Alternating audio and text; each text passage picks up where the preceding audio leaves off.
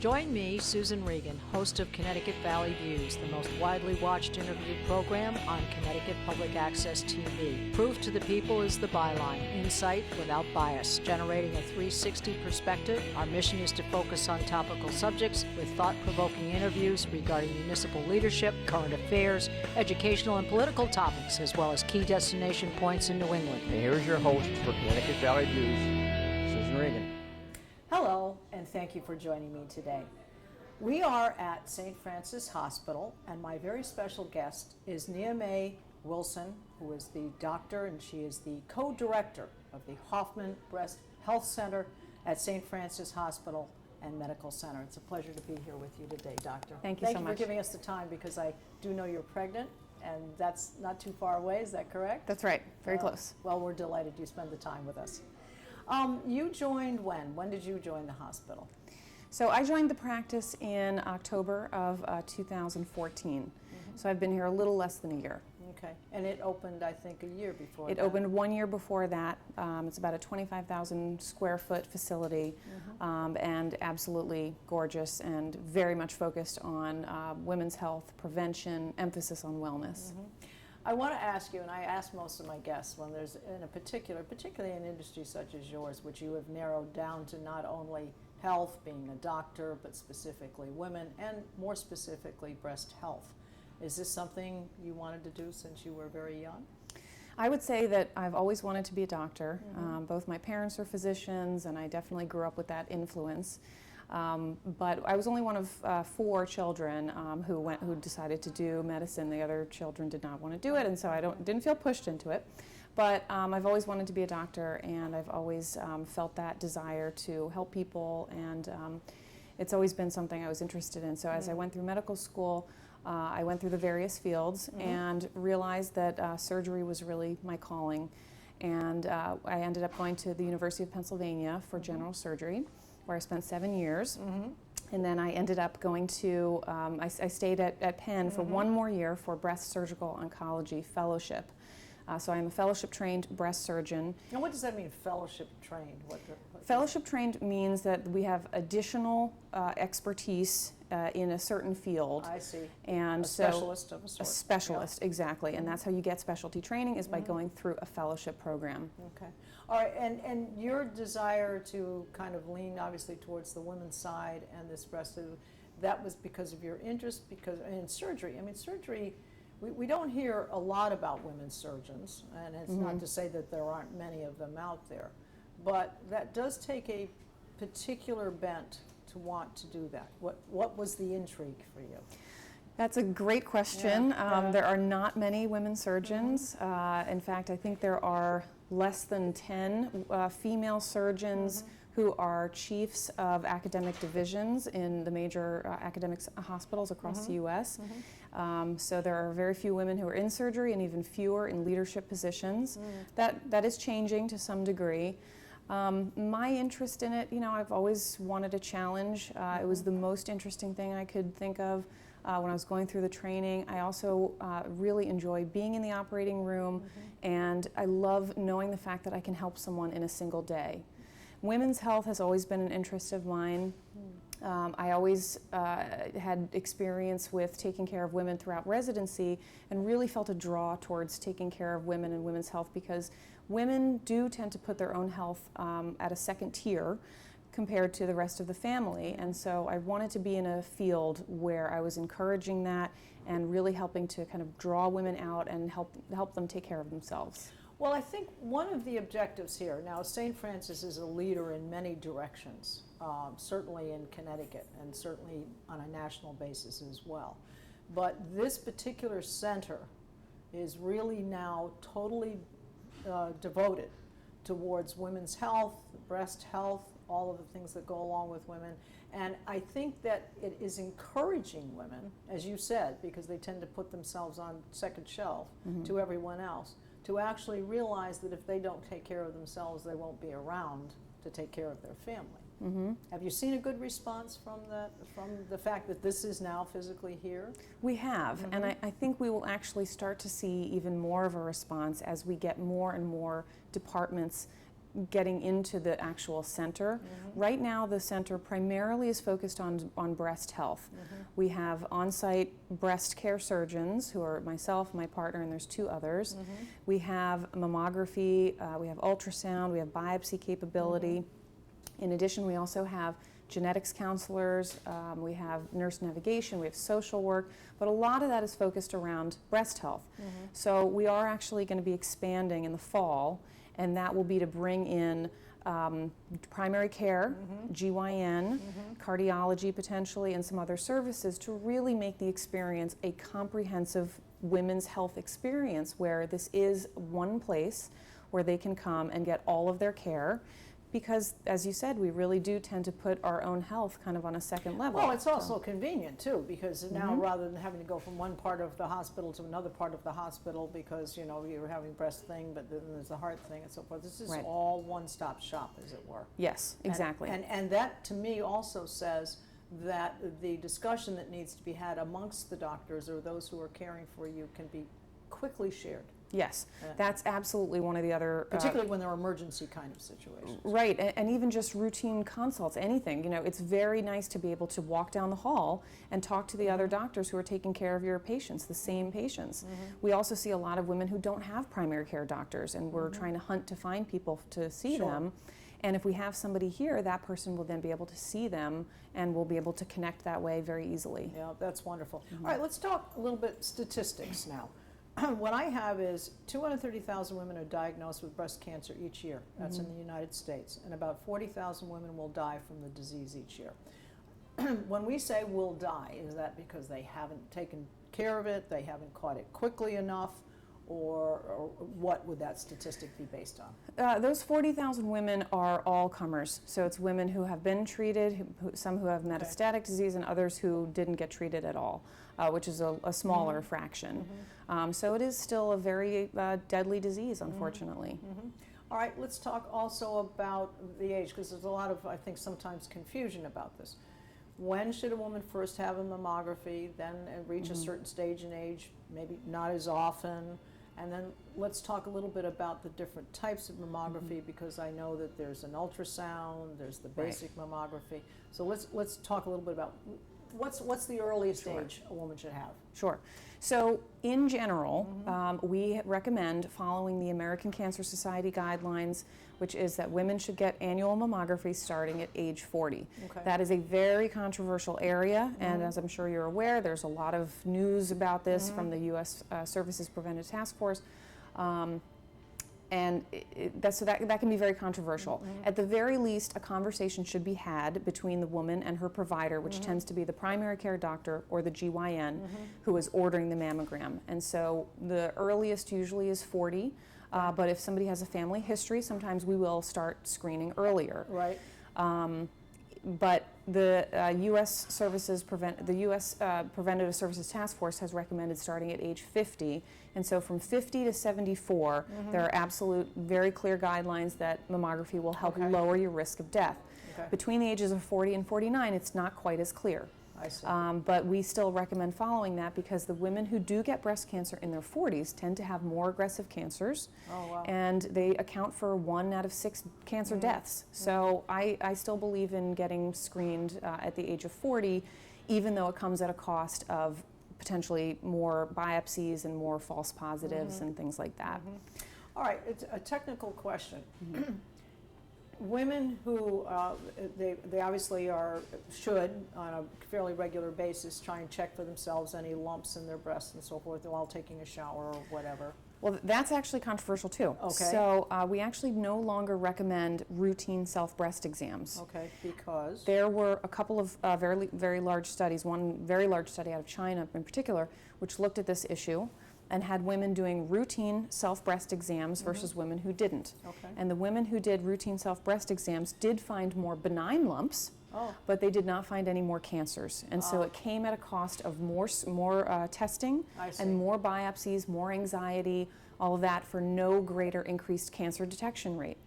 So instead of routine self-exams, what we actually advocate now is a little bit of a difficult concept, but it's breast awareness. So you should know what your breast tissue feels like, Yes. but you should not be doing it at the same time Right. Once a month, you know, Oh, that's I sort of see. what we Okay. used to It's not teach. like taking your blood pressure kind of thing. It's not like taking. It's not like, no. Okay. All right, okay. All right. Now, a lot of research going on. Cancer has been obviously right up there for people, the big C, that type of thing. Mm-hmm. Do we have any inclination as to understand why women get breast cancer? Have they been smokers or Mm-hmm. poor health, nutrition? Do we have any basis upon which to say why women get it? Sure. There are risk factors that we can talk about with our patients, and the main ones we can group into several categories. So age is the biggest risk factor. As you get older, you're more likely to get a breast cancer, and there's really nothing we can do about that. That is a known risk factor. The other risk factors include estrogen exposure. So, And what is that? What is estrogen exposure? estrogen exposure is basically the amount of time that your body is exposed to estrogen circulating in your system. I see. So, for example, getting your period at an early age Oh, I and see. having Okay. menopause at a late age means your body has been exposed to estrogen I coming see. from your ovaries Okay. for a long amount of I time, see. as opposed to somebody who has those in Shorter, reverse. shorter. In addition, hormone replacement therapy. So a lot of women will take hormone replacement therapy for menopause symptoms because no one wants to suffer through that, but it comes at a cost of an increased risk of breast cancer. Okay. So that's a known risk. The other risks are genetic predisposition. So women who have a family history of breast cancer are at a higher risk of developing a breast cancer, especially if it's a first-degree relative. And then there's also the genetic mutations. So some women actually carry a genetic mutation, such as the BRCA1 and 2 genes. There are Right. others as well, which we're learning more about. That Angelina Jolie Right, has one, right. Christina Applegate. And the options for those women are different. Okay. But that is also kind of under the category of genetic predisposition. All right. Now, because we have more awareness now, what would your comments be towards the fact that there seems to be more breast cancer? Is it because there are actually more cases? Is it because there's more awareness? Is it because people are coming and getting more tests? Right. What are we attributing to this greater or this enlargement, it seems to be, of Right. more women contracting it?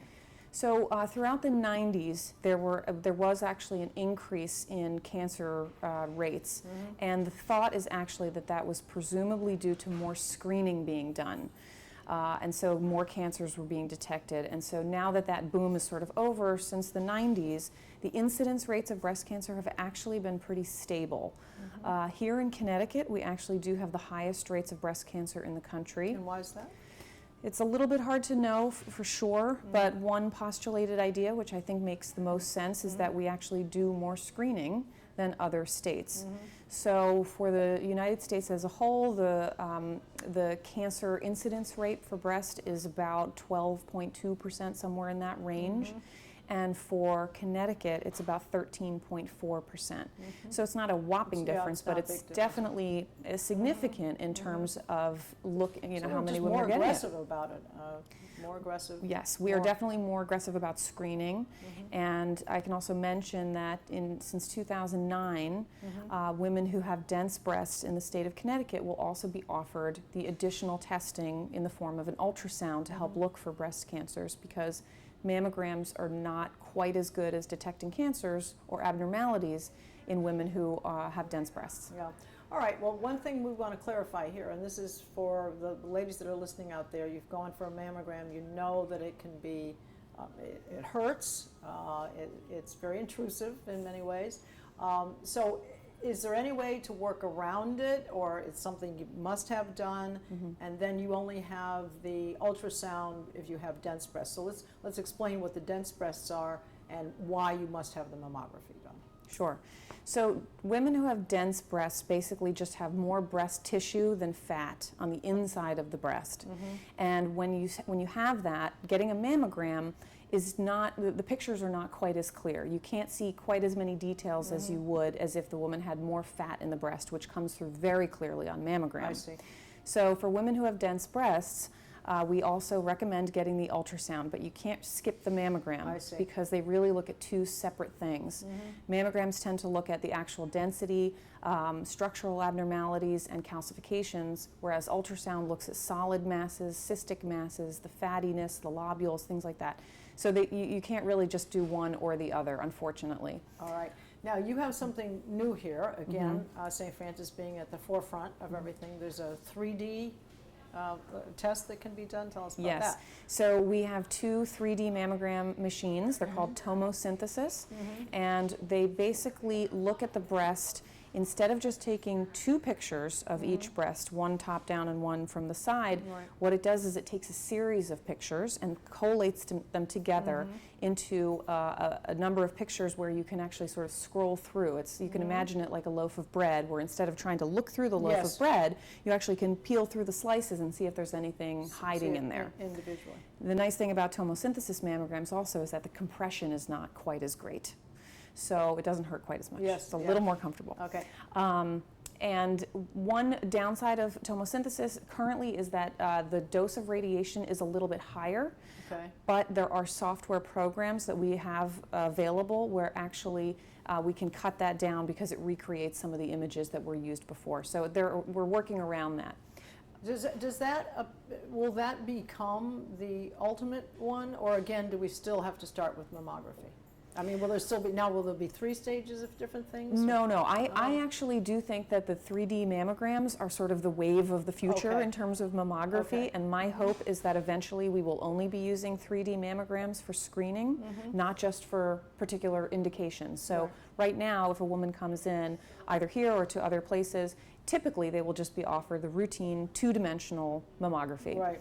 I use it for women who have dense breasts, calcifications, history of breast cancer, certain things that will trigger me to want them to get the 3D. But I do think it's actually becoming much more popular for even just the routine woman coming in for no particular reason, getting her mammogram done, because they're better images. Yes. All right, let's talk about let's say, woman's position on the thing. Obviously, you did say the history, family history, and so forth. But is it, generally speaking, the woman who comes in, a lump has been discovered, whether it's through a test or she did do a self-breast exam, she wants to find out, and now it's been determined there is something there. How successful is it to take out that one spot, take off that one whole breast, take off both breasts so they don't have to go through? I mean, is it the woman's, I won't say it's her choice, but let's just say the doctor said we can be very successful, we'll just take out this one area, we'll keep a watch on it, it shouldn't come back, but we'll keep a watch on it, or how many women decide, I want them both off, I don't want to deal with this anymore? Right. Yeah, that is something we talk about basically every day with our patients.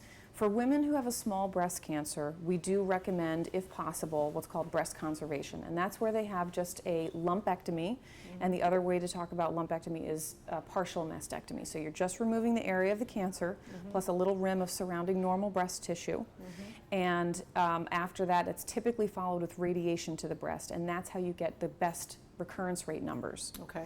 There are other women for whom we cannot offer breast conservation or a lumpectomy, and so then we have to do a mastectomy because there's too much breast cancer in there, or it's involving separate quadrants, things like that.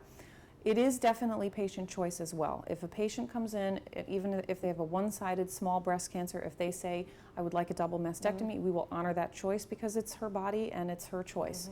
So even though we don't necessarily recommend it off the bat, absolutely patient preference comes into play. One thing we always emphasize with our patients, though, is that the type of surgery that they have does not influence their survival. Okay. Otherwise, we would always be recommending one over Both the of them other. off, right, Exactly. of course. So that is something that I really try and make sure my patients are aware of, that the type of surgery that they have does not affect, how long they will live. It really just affects the recurrence rate. I think that's where the trust, you build the trust between the patient and the doctor. And if the patient is listening to the doctor and the doctor says, I have every confidence that if we do this lumpectomy, you should be fine. We will always be on watch to make sure, but you will be fine. And I think that's where part of the trust comes in. Unless, of course, there's been a history, her sister had it and her mother had it, then that's a different story. Absolutely. But if this is a sort of a one-off, then I think that trust in the doctor to do it that way. Let's talk a little bit about recovery things. If there's just a lumpectomy versus one breast versus two breasts, what would be the normal or the average time span from discovery to operation to getting better to actually feeling back to yourself again? Right. So if a woman gets diagnosed with a breast cancer, typically we try and get them into surgery within a couple of weeks at most. If they have a lumpectomy, then that's outpatient surgery. They go home that day. Oh. So obviously there's a little bit of discomfort. It's not horribly, it's not agony. I always tell my patients that it's manageable. Right. Most people only take pain medication for a day or two at most. Okay. But since outpatient surgery, it's much more And you can kind of minimal. go back to your regular activities if you have 3 kids to take care of, or you play tennis once a week. I mean, that's pretty much okay. Yeah, I tell people that they need to take about a week off from any heavy lifting. Okay. But other than that, after about a week or so, they can go back to their routine as long as they feel good Okay. and they're not having a lot of pain. All right. Now, what about one breast, one whole? So if a woman has a mastectomy, she can choose to either have reconstruction or not, and she can also choose to have a double mastectomy or not. And there's a lot of reasons why some women choose one thing versus another. The types of reconstruction that we do are either implant-based, where a woman will have breast implants essentially in the form of breast mounds, or she can have a tummy tuck at the same time as the mastectomy, and they use the plastic surgeons use the abdominal fat to create a new breast mound, which is pretty amazing. Yeah, that's right. All right, and how comfortable are the women with how they actually look themselves? I mean, the comfort, because for a woman, I want to say that it's a personal thing for a woman to look at herself in the mirror and be happy with what she sees. But the world has told her that it's important for you to look good. And so it's not only the reflection in the mirror, it's the reflection in her husband's or her boyfriend's eyes, or how the world sees us is a great deal, because women tend to believe they are judged by their looks primarily. Yes, absolutely. So how successful do you think these things are? Where does the scar end up? And where does the scar end up if you're taking, tummy tucks down here? Right. Yeah. So if you're having a mastectomy, we try and limit the scars on the breast tissue to just be right around the nipple. The nipple gets removed during the time of the mastectomy, and so there's essentially a circular incision where the abdominal flap, when they do the tummy tuck, gets put in there. And so they will just have a circle around where the nipple used to be, and then a fairly decent sized incision from hip to hip where they do the tummy tuck. For breast conservation, where we just do a lumpectomy, we try and hide our incisions as best as possible, either along the border of the nipple or kind of out to the side, so it's not visible right in the cleavage or something like that. So we do care about the cosmetic outcome. Most women will tell us, I don't care what it looks like, just get it all out. Really, is that right? Absolutely. And we say, well, we also care about what you look like, so we want you to be happy with your cosmetic result long term. Yeah. So both myself and my partner tend to do something called Oncoplastic Surgery at the end of the operation, where we sort of remold the breast tissue from the inside so that the divot is not so big, because we're taking breast tissue out, we're not putting anything back in. Right. And so we want women to be happy with their appearance later on. Yeah. Well, I think that's part of the whole emotional thing too, because we're so connected between if the mind is not happy, it tends to have effects on the body. Obviously, not feeling well in your body makes your brain depressed. So now, is there the opportunity for women to speak to other women before they're going to have a thing? Is there such a thing as a referral thing or a group get-together, so that you can speak to a woman who's had the lumpectomy or has had one breast removed or a total mastectomy? Can they say, gee, how did it go for you, so that they kind of get a sense? Not just the doctor, but other women. Yes, there are multiple support groups, and we refer patients to those all the time. Some are specific to the type of cancer that you have, some are specific to the type of surgery that you had. So there's a huge network of women who we keep in touch with. In addition, after you complete all of your treatment, then you go into the survivorship program. And so our nurse navigator and our nurse practitioner here at the breast center are very involved with the survivorship program, and they have this vast network of women who are survivors who are constantly offering their services to women who are newly diagnosed. And so it is, people get diagnosed and they feel very alone, and why did this happen to me, and they have all these questions. Sure. And it's really nice for them to be able to have other It's patients. kind of a sisterhood thing. Exactly, who they've been through it, they've been through all the treatment, they can tell you exactly what their experience was. Obviously they're just one person, but they can tell you what they experienced, and be there for them, and emotional support is very important. One of the other things that I think is important is if you're a mother, and let's say that there had been no history with your mother or your sister or anyone close to you, even an aunt or whatever, if a mother has daughters, is it something that she wants to discuss with them early? Is it, how early should we just say, mommy had to have whatever? What's the right stage and age to prepare the daughters properly without scaring them? Because you said the tests first come at 40, but the predilection to knowing that you had something and that they might. Do you hear about conversations like that? Yeah, that's a very tough conversation to have between parents and their children. Sometimes we have women who have very young children, and they ask us, how do I go about telling them? And that's a tough conversation. It's different for everybody. We do have some social work services that can help with those discussions if you need some sort of mediation or just some support in the room. Children are very smart and they figure it out. So we always tell them, don't hide anything. Honesty is definitely better. But the right age in terms of screening and testing, it depends. It depends on when the woman was diagnosed, if she carries a gene mutation, those things come into play.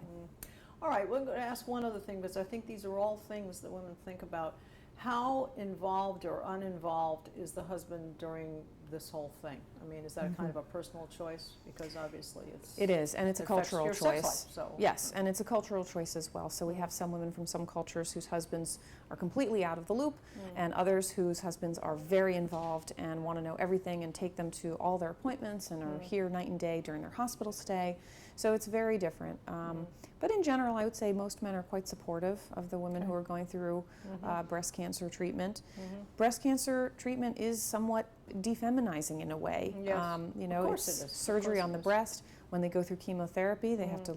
Most of them will lose their hair. You can't get manicures. It's very, it Can't really get manicures, is not that right? not during Really? chemotherapy. No. Really? Yeah. Now the hair loss thing. Once the radiation stopped, though, then the hair comes back. It grows back. So chemotherapy and radiation are two separate things. So chemotherapy is the medication. It's very toxic, but it works. Yes. That is what will usually cause the hair loss, Okay. and it's around day 17, sort of standard for whatever reason. And then following that, following the completion of chemotherapy, the hair will start growing back. So okay. a lot of women are terrified of that, losing their hair and looking different. Everything's going wrong all at the same time. Everything that's making them a woman. Right, and what they're used to as their appearance, their hair, their breast, everything is changing. Right. And it's very tough. So, but the hair does grow back. As soon as the last treatment is done, it will start growing back. Radiation then comes after that. If they're going to have radiation, it would follow chemotherapy. Okay. So if everything is successful and everything goes normally, you could almost close that chapter in the book on that part of your life. You continue to obviously get health checkups and so forth, but hopefully if it's been successful, get it done and move on. Yes, and that's what we encourage women to think of this as, just exactly like that, like a book chapter. This is not a book chapter you would have written, but it's in your history, and you close that page and you move on. And you move on. You do need to keep getting screened. Makes you stronger. Yes. Well, I want to thank you. Hopefully we've answered a lot of questions for women out there. Very much appreciate your time. Thanks so much. And it's been very interesting and very informative. And I just want to give the website for St. Francis. It's www.stfranciscare.com, and you can keep up with all they're doing here, all the great things that St. Francis continues to do for everyone, not only in our state, but across the country. I'd like to remind you to see us on Facebook and also see all of our programs on our website at ctvalleyviews.com. This is Susan Regan. Thank you for joining me and bringing proof to the people.